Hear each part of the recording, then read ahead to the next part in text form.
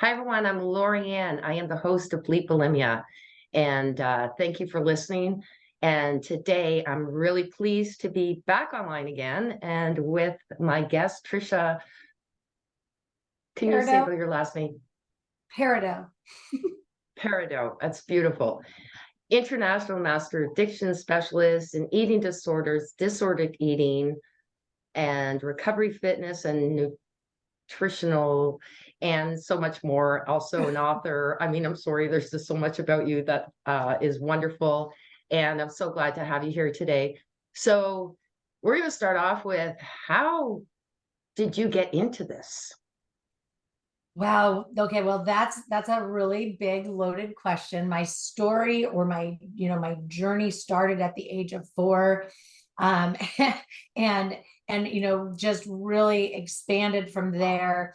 And it's a good, my struggles are a good 30 years long. My recovery journey is a good 25 years long, and I've been recovered for over 10.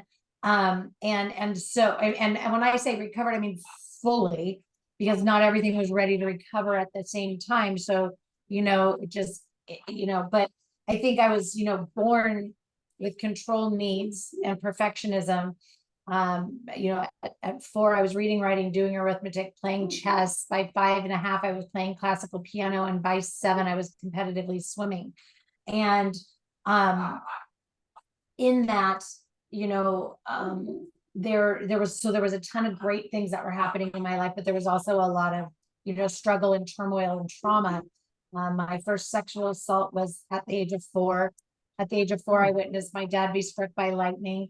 He did survive, but and so there were just things that were happening and unfolding in my life. And I am a survivor of numerous sexual assaults and rape in a specific time period of life, and domestic violence, and emotional neglect, and just a lot of things. And so something that I could control, because my dad was killed when I was 12, something that I could control was how well I did in school, right? So by the time I was in 6th grade, I was already done with 10th grade work, and right. And um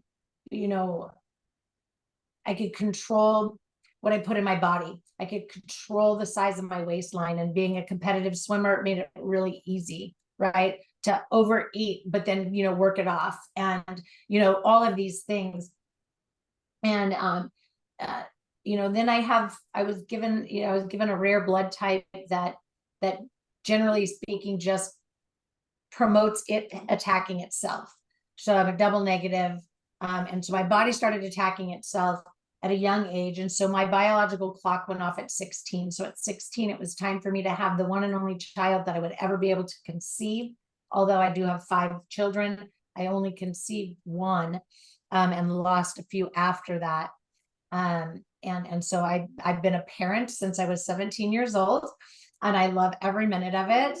And, so in that, even if I back up a little bit, right? Like I learned at the age of 12 that, coping with things outside of me, right? Like assigning emotional purpose to things like food, alcohol, shopping, people pleasing, codependency, and like this deep-seated need to be seen and heard, and experienced as a relevant being, because I never felt I was. In fact, my nightmares were of me standing in the middle of my driveway with everybody around, my entire family, every neighbor, everybody being there, and me screaming for help, and nobody could hear me.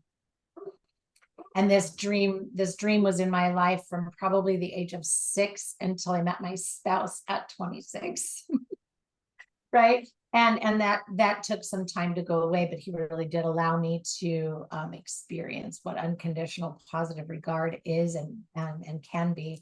And it's amazing. So I have a lot of different, again, a lot of loss, a lot of senseless death. I have a lot of near-death experiences of my own. I have healed and removed multiple autoimmune diseases from my life, all through my journey of healing from my eating disorders, disordered eating, and negative attachments with food and body dysmorphia. Anyway, I hope that sort of answered how I got here. And then of course there was, a really, a lot of years of studying, because I just had to understand myself. So after 5.5 years of study, deep study, and 15 credentials later, here I am. 15 credentials, that's amazing. And studying, yes, I understand that. I did a lot of that. Back when I started my eating disorder was back in 1980. There wasn't a lot out there, a lot on anorexia, but I have to say they're different. Like bulimia and anorexia, as much as they're both eating disorders, they're different. And I felt lost and alone, not being able to find what I was looking for. And not even any psychiatrist or psychologist. There was one counselor who kind of understood it, but they didn't, Yeah. So yeah, studying was important, but luckily now there's a lot more out there to be able to help us with that. So in the eating disorder, so you specialize in that. I'm interested because this is something that I'd like my listeners to hear about. How do you, so you help people with it. How do you go about doing that? Well, again, in my own journey, like I really realized that, standardized treatments are amazing. They're wonderful and they can help give us that stabilization. Sure. Right. Because I'm like you, right? Like my bulimia looked maybe different than some people's do. I was first anorexic, and then, shifted into, it's really when I uncovered the body dysmorphia, and it really started to become highly prevalent, which then, then moving into, a person that ate from that anorexia, right? Like it would be like, I ate last week, right? Like it was kind of that severe for me, for a while. And then when I moved into, you went through the refeeding, I guess is the best way that I can, and anybody listening that can relate to that would understand. When I went into that, the body dysmorphia became hugely prevalent, right? Like front and center, because anything that went in really distorted, the view of what I saw. And so, the compensatory measures that, I went through for years of, of always, so that was a significant period where the anorexia was a little bit shorter in duration for me, luckily. But so what I learned and I uncovered was, we can get that stabilization by, removing ourselves and putting ourselves in this like, bubble where we have, clinicians and practitioners hovering over us and, like telling us what to eat and how to measure, all of the things. We can do that, but we still have to go home. We have to re-enter and reintegrate into this thing called society. And we have to do it with dignity and grace, and all the while, have, some internal confidence and a way of loving ourselves first and foremost. And so in my studies, I uncovered, and this is going to sound mainstream, and this is going to, a lot of people might say, oh, I have that, right? But I uncovered the emotional intelligence we didn't know we didn't have, but need in order to be successful in life going forward. So the coaching modality is what I was trying to say. The coaching modality really spoke to me, right? So as I was getting my psych degree, I was really leaning into coaching as an effective psychological practice, because therapy for me and counseling for me, which, I'm a counselor for, addiction treatment. But, they to me were very circular, right? Like it was very round and round and round. And we talked around a lot and we sat in things a lot, but there was no real forward momentum. So as I was studying and learning the psychological skill sets, tactics, methods, modalities, research, all the things that we learn as practitioners, because I was also in my recovery journey, right? I became my first test client anyway. And wow, was I successful. I converted it all to an effective coaching practice, right? So now what I've done is I've taken all of those evidence-based practices and put it in a way that we can learn the practical application in our lives as we're living it. So it's very real in, right here, right now, in today, going forward. So we're cultivating the emotional intelligence. So it's, really breaking things down and getting to know ourselves in some very critical categories, and really finding a way to understand. And this is truly important in the eating disorder world, right? We really have to get in there and understand what we feel, hear, say, and believe. This is the only way we can truly understand how we operate. And then we have to have very actionable things when it comes to life balance. It's not just, work life, home life balance. It's a lot more than that, right? I look at 14 categories when we're looking at how we really look at the fulfillment of our life.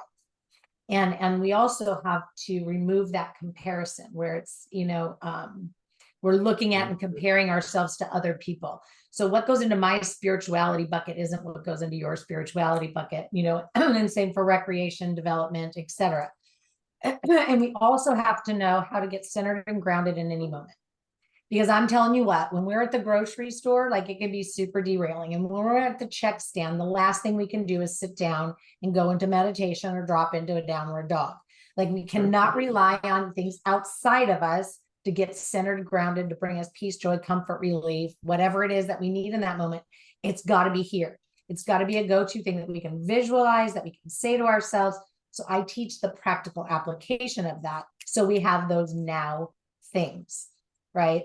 It allows us to stop the knee-jerk, right? The knee-jerk impulsive reactivity, so that we can abandon the reactions and become truly responsive in all things that we do.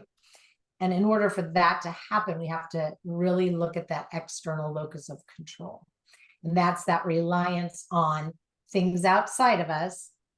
Again, whether it's, overindulgence, or if it's underindulgence, or if it's other people, whatever it is, people, places, things outside of us that we rely on to tell us that we have value and that we're valid, right? That worthiness, or even just to bring us peace, joy, comfort, and relief, right? Like, as children, you fall down, you scrape your knee, you're given what? A popsicle. Right?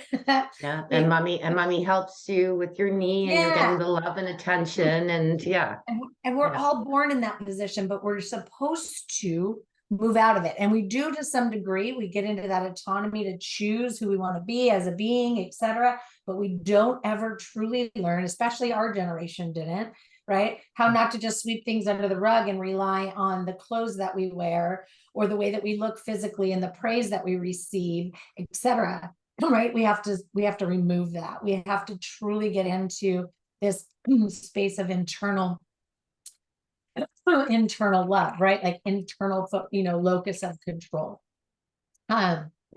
may I interject just quickly, if you don't mind? But that's really interesting, because just recently, so for one, I don't agree in the life and work balance. I don't think that life has a balance. You have to, like, I understand you have to work it, but if any one day you wake up, you can't say, I'm going to balance this way. I mean, I'm a Libra, and I know that my life is not balanced, like, right? The other thing too is, when you're going and shopping and stuff, like, I mean, one of my biggest things was fear of food.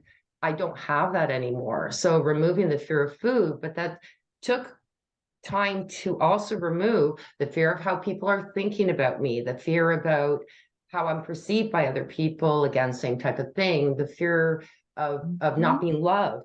And when I ended up figuring out that I love myself, I mean, I've been alone for quite a few years now, and it was good and telling to myself to do that. It was necessary. And I learned to love myself. And I think that that is, so when you understand, right, that the fears or the controls of other people are not there, you have no excuse. And that's being mean, but you don't. I was telling myself that. I don't want to tell the listeners that, but I had no excuse. So what was I doing? And yes, going, like, I managed to get through it on my own with the help of my sister who loved me dearly. But if you don't have a sister, it's to go to someone like you to realize this is doable. Like, this is really doable. Absolutely. And what you're referring to here is such a critical piece, right? Being able to walk through that grocery store and be comfortable with whoever's around you, regardless of what it is you're putting in your cart or not putting in your cart, right? and and not feeling like you're, being stared at or judged. And so in order to really create that feeling that you have, right? That personal love, we need a filtrating boundary system, and boundaries in my practice is completely different than mainstream USA, general population terminology for boundaries. It's an actual filtration system. It allows you to be in control of what you allow in. It allows you to be in control of what you put out. And it's a protection for you and your environment, but your emotional, right? Like, so we have our, emotional filtration system and physical, right? So it's just a living, breathing organism that we create for ourselves. And the hard fast stops we save for limits and limitations, because if you look them up by definition, they actually are more representative of what everybody refers to as a boundary, right? A hard fast stop is a limit or a limitation. And so you get those all working together, and you have this effective system to where you can feel comfortable. You can feel free, you can feel protected, you can feel whatever it is you need to, no matter what environment you are in. And it is just truly transformative. And it allows you to move into the work that is even more important, right? Getting effective and doing what works. So always, being able to tap into being mindful and willing, right? Assertiveness is so much more than what we think it is, right? Assertiveness is open, honest, genuine, transparent, and authentic communication, action, whatever behavior, whatever, adjective you need to use it for. It's always open, honest, genuine, transparent, and authentic. That is a true assertive being. And so, but to do that, we have to know how we handle ourselves and how we hear, like, what filter am I, really allowing things to come in through? And what is my secret to resolution for me to change that, the dialogue, to change the emotion, to take all this past baggage or weight that is holding me back, that is, other people's messages, right? I have a client the other day, and we were working on this. Because she's by no means overweight. However, back in childhood, dad had a specific thing that he said to the girls with regularity about, the food on their plate, how much of it they ate, and what not to look like. And the translation in her brain was way different than the translation in her sister's brain. So, we had to take a look at that. That was never your message to own, right? That was somebody else's thought. That was somebody else's feelings. That was somebody else's opinion. That was somebody else's definition of what thin is or what overweight is, not yours. You adopted it, but you can put it back down. We have to do some work to get it removed and into that round can, but we can remove those things. I mean, it's not as difficult as it sounds if you are a willing participant to find the secret to resolution for you, which is really helpful. I have another question, Tricia, because you sit there and you talk about the five, and they're perfectly right. Authenticity, though, comes with, I like that you're talking about that, being able to, and whoever is listening, once you have those five, you do need to have to learn how to have those filters. I mean, I know my mother I love my mother, I adore my mother, but Italian, and she can say things. And there was a time where, I mean, I would just avoid her because I got so pained by what she would say. But she grew up in that kind of honesty, and it was like, well, why are you getting upset? Why are you getting upset? Why? Yes. Right? But Yes. but when you become authentic and honest, you're going to have those filters to say, okay, so understanding the other person, where they're coming from, I would imagine some of the stuff that you're going to be teaching. Sure. And then even when I got I just got a job 9 months ago, absolutely adore it. But this one lady, she just did not like him. I was really impressed with my filters. Sorry, but I was, and I was really proud of myself. I Awesome. didn't tell anyone. She was being really cold to me, didn't speak to it about anyone. And I thought, you know what? I'm just going to do my thing and she'll come around and she's going to get to know me. And she did. And we are really close now. But Yay. it takes that patience. But anyone who does not know how to deal with those filters, I love you're talking about, because they really do have to learn them. They really do. Well, and that's and you are absolutely 100% correct, right? Because that external boundary, depending upon how strong it needs to be, right? It protects you from what you let in. And of course you got to have your temporal, right? Because that's that emotional piece. It's always got to be kind of activated, right? Because I feel like I'm going to react, have a negative emotional reaction to that. But the internal one protects you and the recipient, right? Yes. The recipient of what it is you're about to say. And so, yes, there is a piece in there where we learn, that communication elegance. And so, and it's a really important piece, because there's a way to be open, honest, and genuine, and transparent, and authentic, but to do so with, dignity and grace and compassion and all the things, right? And then there's some people that, and I'm a master at this. It drives my husband insane, to be honest. But I'm a master at saying nothing, even though I have something very valuable to add, because I can tell that the person that would be receiving it isn't open to receiving. And I'm sorry, what I know, what I have to say, right, is very valuable. And I no longer in this season of life waste it on dead airspace. I refuse to waste my gift on dead airspace. So it's, it's almost a request, like, are you open to receive what it is that I want to say? And it doesn't always sound that way, right? Like, it's got to be a normal people language, but it might be, just even knowing how to, validate that you hear what they're saying first, and asking them, like, do you even want to hear? My thoughts, feelings, emotions, opinions, beliefs, needs, wants, dreams, desires, whatever it is, right? And do you even want to hear that? Because if you're not open to receive, then we're not having a conversation. You just wanted to share, right? So we go through this whole, again, it's a living, breathing organism that we get to have, and we learn how to use it. And it's definitely an art form that has to be cultivated. It has to be nurtured, and then it gets to be conditioned over time. And we learn how to utilize it in the different categories that, of course, also always are shape-shifting. So that it's definitely, a good, long lesson. And all of the processes I teach, right? We learn the practical application, but we bring, number one comes to number two, and then number 1 and 2 go with you to 3, and number 1, 2, and 3 go with, right? Like it's a building of an inner working.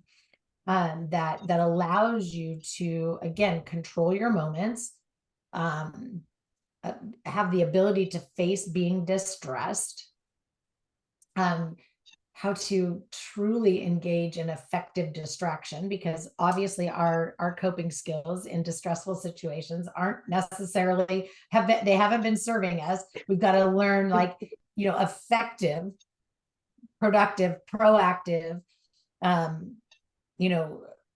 distraction techniques and self-soothing techniques, and all, all so that we can start improving our experiences, which is what really enables us to leave the pain behind and start leading with a new lens, right? I have a question for you. This is a big one. Let me have Forgiveness. it. Okay, so I went many years not forgiving a sister, and this year I did. And I forgave, but then my thought was, well, I forgive you, but I don't want to be around you. then I thought, but the anger was still there. So I finally spoke to her and I told her everything that bothered me and what hurt me and how she hurt me. So now we speak. I always say that I do hold that boundary after what happened. But it's nice to be able to speak and for me to have been able to communicate everything that went out. And there was a freedom. It was like my other sister said, really? And even her daughter said, really? You did that? How could you speak to her after that? And I'm going, it was free for me.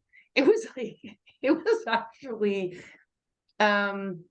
selfish in a way, because for me, I needed that to finalize a piece of anger. And granted, I 12 years recovered from bulimia, but emotional, there was still something there that was bothering me, and now it's gone. But luckily, that could have kept me stuck in my bulimia. It didn't, thankfully. It could have, but it got me stuck in this not be able to be full freedom of release. Right. Does that make sense? It makes 100% sense, and it's exactly right in line with, you know, where I was in my processes, right? Which is, again, in that leaving the pain behind, leading with a new lens, right? We start by learning how to effectively identify and describe our emotions, how to observe them and visualize ourselves letting them go. And then that gives us that secret to regulating our emotions, which allows us to reduce our vulnerability. However, in that conversation, in that space, right? So when we're talking about relationships where maybe there was discord, where there's disconnect, right? Where there's estrangement, where there's past hurts or harms, right? I've been violated by people in what we would be considered an inner circle, as you know, in adolescence, and you know, it to this day, you know, can on occasion run into that person. That person is still engaged with some of my what would be considered my inner circle. I technically call them my outer circle, and you'll understand what I'm saying here. But I can still be around that person. You know, first of all, it's been, you know, like 40 something years, so whatever. But in this work, right? So we have our spheres of influence, and you know, we have our nucleus, we have our inner circle, we have our outer circle. I have, you know, what I teach, what we call our toxic circle, and then we have that outer realm, which is the nunya, right? Like they, you know, there's just no use for this. There's no sense in even trying, whatever, right? Like it's, you know, Yeah. Don't wish you harm, I wish you well, but bye. Yeah. So in that sphere of influence, I teach people how to maintain a relationship, even when it's somebody that you want in your nucleus, right? But you have, you know, situations or topics or environments, things that don't work, that you can move that person to the toxic for that event. You can move that person to the toxic for that conversation, for that topic. You can, you know, and so everything, because everybody in life, right? Like it's so rigid. Everything's so black and white. And we tend to, and I urge everybody, and I didn't even bring this up yet, but one of the first things we learn is how to get out of the stance of a judger and into the stance of a learner, right? So if you are in a judging stance, everything's black and white. You either agree with me or you don't agree with me. There's no ability to having differing views and opinions, something I believe is hugely wrong in society. And I think if we all could kind of get into that stance of a learner where acceptance can actually exist and breathe and be malleable, right? Like, so we need resilience. We need to be bendable, flexible, pliable, to actually survive and thrive in living.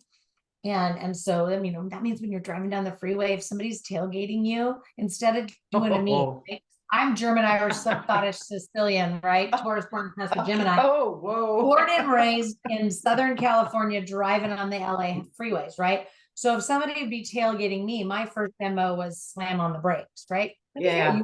You want to be that close to me here. But in my work, I I actually used this space as a big training area for me.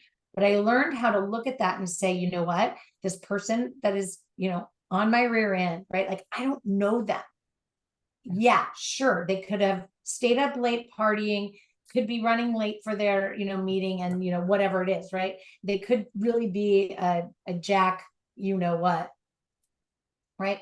But honestly, I Or they don't. might be a lovely person trying to get to their mother Well, or yes, right. whatever, right? You don't Their know. kid, the analogy the analogy I use is that, you know what, I don't know them. I'm just going to move over because for all I know, their kid just got hit by a train and they're just trying to Right. get to the emergency room, right? Like moving over and giving them a blessing, wishing them well, a safe landing to wherever they're going takes far less energy and is so much more fulfilling and rewarding than all of that angry, judgmental finger pointing, right? Like, and I just noticed it in so many areas of my life. And I witness and observe it in so many things. Like you can be standing in a line and somebody is judging the checker for, not going fast enough and, or whatever it is. And we have no idea or care in the world of what might be happening in that person's life. And it's like, if you're in that big of a hurry, right? Perhaps this isn't the right time for you to be at the store. That's really, I like that. And I really have been like you recently. And I'm sorry, I do look at people's groceries. I'm just interested in what they have and if there's something that I haven't bought before. That's great, though. That's effective. And that's also an open way to have conversation with somebody. Like, wow, where did you find that? I want that. But that's true about like watching people. Like I go and I've had a couple of times I'm on my way home, I'm tired and I'm shopping and I could feel it. But awareness is what I'm saying. When you become aware, then you could say, hey, wait, like slow down, take your time, text your mother, I love you, I'm coming home soon. Like take the time you're waiting to do something. We've got little phones that we can be productive on when we're waiting in line now if we have to, or Well, we chat can with the get person, centered like and you said. grounded, right? Like I always say, Yeah. take the time to do an exercise that is part of my core practices, but it's called the core non-physical feeling check-in, right? Like right here, Like right that. now in this moment, I feel irritated, agitated, annoyed, frustrated, bothered, whatever it is for you, right? Like I feel. Why? What's driving this in this moment? What's driving it in this moment? If it's something, and again, I'm going to go back to that external locus of control, right? It's a huge piece of changing your life. And I have, oh boy, have I taken that research or that whatever. Anyway, the theory, I've taken it to all new heights. But if you're sitting there and you're, like right here, right now in this moment, I feel, and it's irritated, agitated, annoyed, frustrated, bothered, and you say, what's driving it for me in this moment? And it's something outside of you, right? Like, it's all about something out here. How much of it's for me? None of it's for me. It's all about that. Wow, what can I do in this moment to improve this going forward? I can put down my judging stance and step into a stance of a learner, of somebody that is kind, caring, compassionate, that is whatever, right? Like, and we can change and morph. That's what I'm talking about, that practical application. Instead of going, how am I going to get centered and grounded, or waiting till we get to the car to, or having to distract ourselves by our phone. Do a check-in, man. Like, adjust yourself because you're in the wrong frame of mind to be out in society. And that's just me giving you like my hard Sicilian truth, right? Like you're talking about your mom. Like, don't come over here and be all judgy, man. Like if you're not in the right frame of mind to be out in society, don't. Yeah. Right? Sit in your car, get centered and grounded before you go in, where you're going to bring that negative energy into my space where I'm shopping and trying to have a good experience, right? Because you never know who you're going to be around. I never know when the person I'm shopping next to is in the throes of anorexia, or the throes of bulimia, or the throes of whatever. And who may need you someday. Right? If I come in with the wrong energy, I'm going to affect them. If I'm standing there going, ew, yuck, and I have to watch myself when I get to the meet, right? I have to watch myself when I get to the meet. And generally speaking, even though healed or recovered, There are days where I won't visit the meat aisle, and it's something I might lean into my husband and say, it's time to go to Costco. Could you come? We need meat. Let's go. And he kind of does it. And it's not because I don't want to look at, I don't like to touch it. Right. Like to me, I think we need the washing stations by the meat counter. And I don't know if anybody else agrees with me, but you go to the meat, you touch the meat, you put it, and then it's on your hands. And yeah, we have hand sanitizer, but I got to touch my purse before I even get to the hand sanitizer. Anyway, I just think there's some things about the grocery store that to me are just not, but I got to watch myself because I could bring that energy and it could affect somebody, because I'm not in my eating disorder. I'm just in a space of, cleanliness, right? Like my daughter had E. coli and when she was a kid, and we didn't know what it was because it takes a while, right? And come to find out it was E. coli, but by then she was in hemolytic uremic syndrome and her kidneys were shutting down. Oh my gosh! So no wonder you're. And then my so other daughter, make you even more like. My other daughter has had AML, and so she's a cancer survivor, which is leukemia, and so we have this whole experience of wiped out immune systems and having to have like very sterile environments, and so I sometimes struggle with cleanliness. Well, it's funny because and we're talking about the. I remember thinking about how I had my first, sober feelings after I became, bulimic free. But and then getting to know myself, and then I got to be, a lot less, because I had a bad temper when I was bulimic. I did. Like, and if I, wanted to go eat and you weren't letting, it's like that was the worst. Right. But so I calmed myself down. My temperament went way better. But, I have to admit, when there's a full moon, I have to watch it. And that's when I shouldn't go shopping because I feel my temper going. And when I feel it, it's exactly what you said. Just like when you're feeling it, I'm going, Lorianne, you're in that mood. You're in the mood. And I can feel it. I can totally feel it. So when I'm in the mean, not meat, but mean, I just try and stay away from what might and conversations that might upset me.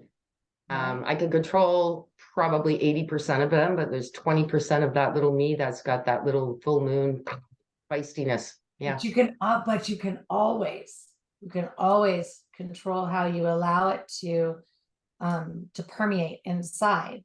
So even though something might be hurtful, harmful, bothersome,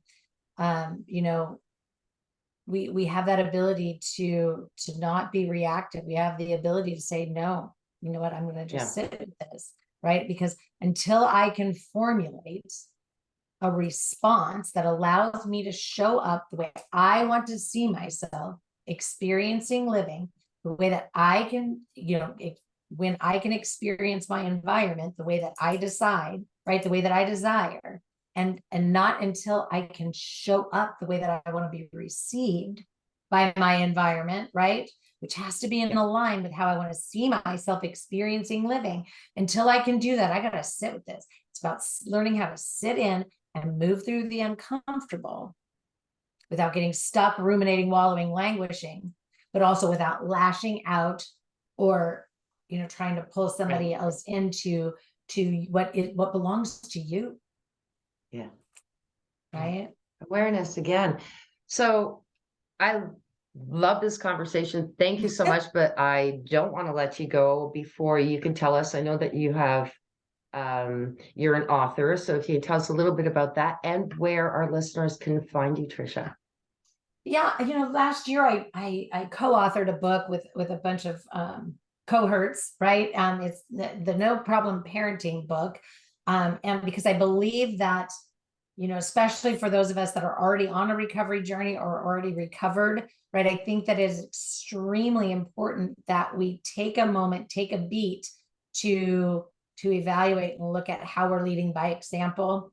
And I know, Lorianne, you and I had a conversation that we're open with our children, and I think we were lucky because of the stage of our disease, disorder, whatever you want to call it, right? Like however you identify. I'm not a big fan of labels.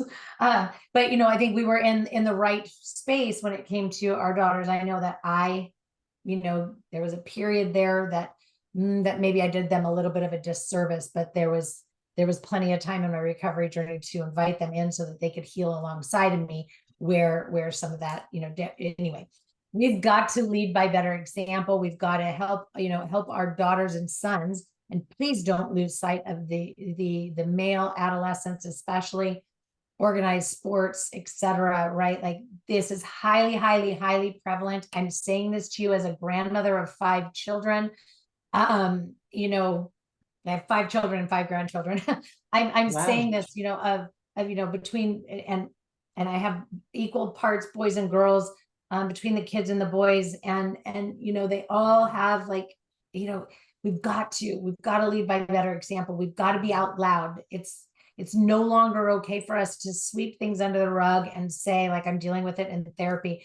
At least not inside of your own unit, right? Your own nucleus. You've got to trust them enough to show up for them. They may not like what they have, are hearing, and they may not, actually internalize or know the importance of the message for 5 years, but it will reign true eventually, and we've got to know. So the No Problem Parenting book, if you're interested in that, getting a copy of that, my chapter is chapter number 1. I get to lead right out the gate. I can get you a link so that you can order it on Amazon, or you can just find it. It went to, I don't know, international bestseller, something like that. I don't look for a lot of accolades in my work.